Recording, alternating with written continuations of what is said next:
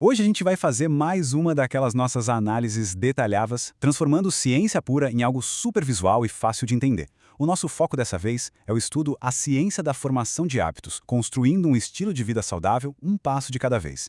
E olha, a premissa central aqui é simplesmente fascinante. Os nossos hábitos não são só escolhas aleatórias que a gente faz no dia a dia, sabe? Eles são processos neurológicos profundamente enraizados. Construir um estilo de vida mais saudável não exige que a gente mude radicalmente da noite para o dia, mas sim que a gente entenda de verdade como moldar os nossos comportamentos um passo de cada vez.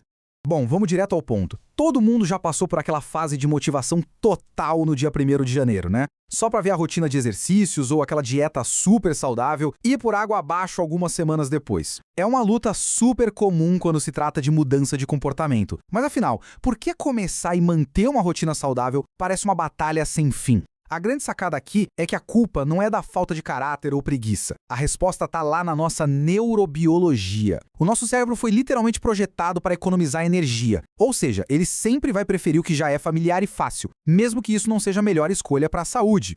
E para desmistificar tudo isso, a gente vai seguir um roteiro bem direto. 1. O cérebro no piloto automático. 2. O loop do hábito em 3 partes. 3. Dopamina e o sistema de recompensa. 4. Força de vontade versus motivação. E claro, 5. Estratégias para mudança duradoura.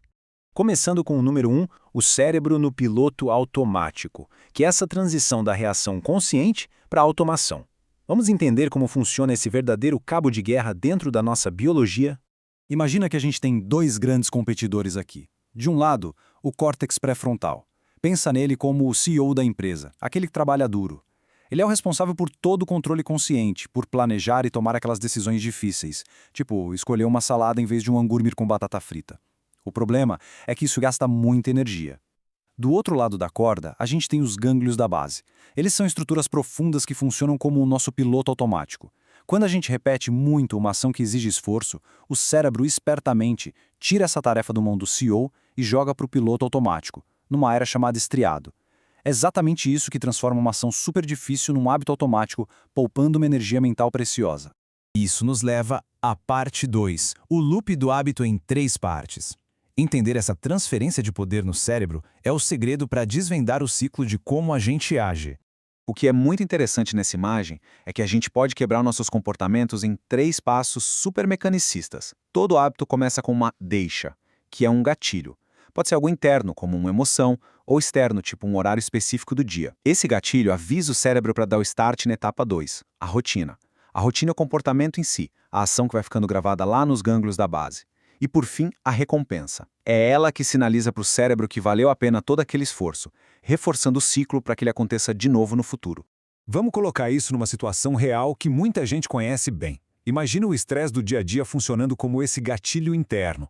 O cérebro percebe aquele desconforto e já dispara uma rotina automática. Para muita gente, isso pode ser fumar um cigarro ou buscar conforto atacando um doce. A recompensa vem na mesma hora, aquela sensação de alívio e relaxamento. Aí, a parte do cérebro que processa as recompensas registra esse alívio e basicamente diz: opa, isso funcionou. Vamos fazer exatamente a mesma coisa da próxima vez que rolar um estresse. E é assim que o ciclo vai ficando cada vez mais forte.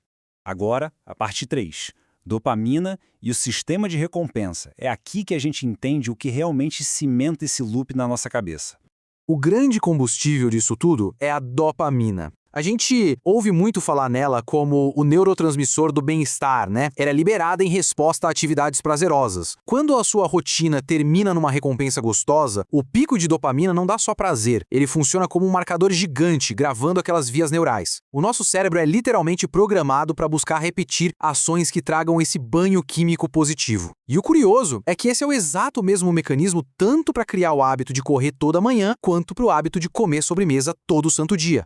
A essa altura, pode até parecer que a gente é refém dessas vias neurais e desses picos de dopamina, mas é aí que entra a magia da ciência, a neuroplasticidade. O cérebro humano é incrivelmente adaptável. Ele tem a capacidade fantástica de se reorganizar, de enfraquecer velhas conexões de hábitos ruins e criar conexões novas e super fortes para coisas saudáveis. Claro que enfraquecer o velho e construir o novo exige esforço consistente, mas a biologia deixa muito claro: a mudança real e duradoura é absolutamente possível. Indo para a parte 4, força de vontade versus motivação. Deixando a biologia um pouco de lado para reprogramar a mente, a gente usa duas forças psicológicas que o pessoal costuma confundir bastante. O grande desafio quando a gente tenta usar o controle consciente é o que chamamos de esgotamento do ego. A força de vontade é essencial para começar a mudar um hábito, mas ela não é infinita. Na verdade, ela funciona igualzinho a bateria do seu celular. Cada vez que a gente resiste a uma tentação durante o dia, a bateria gasta um pouquinho. É por isso que é super tranquilo dizer não para um lanche gorduroso de manhã, mas é uma missão quase impossível à noite depois de passar o dia todo tomando decisões. A força de vontade ajuda a dar o primeiro passo, mas não dá para depender só dela quando a bateria acaba. É exatamente por isso que a gente precisa da motivação. E tem uma diferença crucial aqui. A motivação extrínseca vem de fora. Malhar para perder peso rápido ou para receber elogios até funciona no curtíssimo prazo, mas se o resultado demora, o hábito some rápido. O verdadeiro segredo para manter o hábito a longo prazo é a motivação intrínseca. Quando a satisfação vem de dentro, como sentir a energia aumentar ou simplesmente aquele prazer incrível depois do treino, a gente precisa de muito menos força de vontade, porque aí a recompensa já é o próprio hábito. Finalmente, o número 5. Estratégias para a mudança duradoura. Já entendemos a anatomia e a psicologia da coisa toda, então como a gente coloca isso em prática no dia a dia?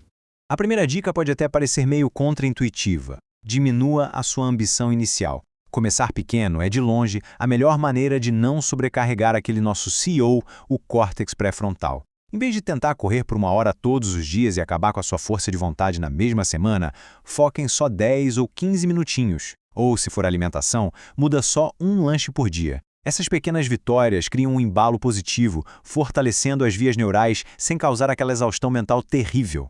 E isso nos leva à famosa regra dos 21 a 30 dias. Estudos mais recentes até mostram que consolidar um hábito profundo pode levar mais tempo, dependendo da complexidade. Mas focar em 21 a 30 dias ainda é um truque psicológico maravilhoso. Quando a gente se compromete com um hábito pequeno por um mês, criamos uma meta de curto prazo que é totalmente gerenciável. Dá aquele senso de urgência, sabe? E evita que a meta pareça algo gigantesco e impossível. Outra coisa fundamental: esqueça as metas vagas. Falar "eu vou me exercitar mais" quase nunca dá certo. O nosso cérebro precisa de muita clareza para criar aquele loop automático. E é aí que o método SMART brilha. Em vez de um desejo solto, você cria um comando muito claro, tipo: vou meditar por 10 minutos toda manhã antes de tomar café. Isso entrega de bandeja para o seu cérebro uma deixa, uma rotina e uma recompensa super bem definidas. Tem também uma técnica que é uma sacada genial chamada empilhamento de hábitos. Lembra que o nosso cérebro adora rotinas que já estão gravadas no piloto automático? Pois é, a gente pode simplesmente pegar carona nelas. Se escovar os dentes de manhã já é automático, usa isso como gatilho para o hábito novo. Por exemplo, logo depois de escovar os dentes, faz 5 minutos de alongamento. Você junta uma coisa na outra e transita para o novo comportamento gastando quase zero da sua força de vontade. Por fim, acompanhar o progresso e comemorar é essencial.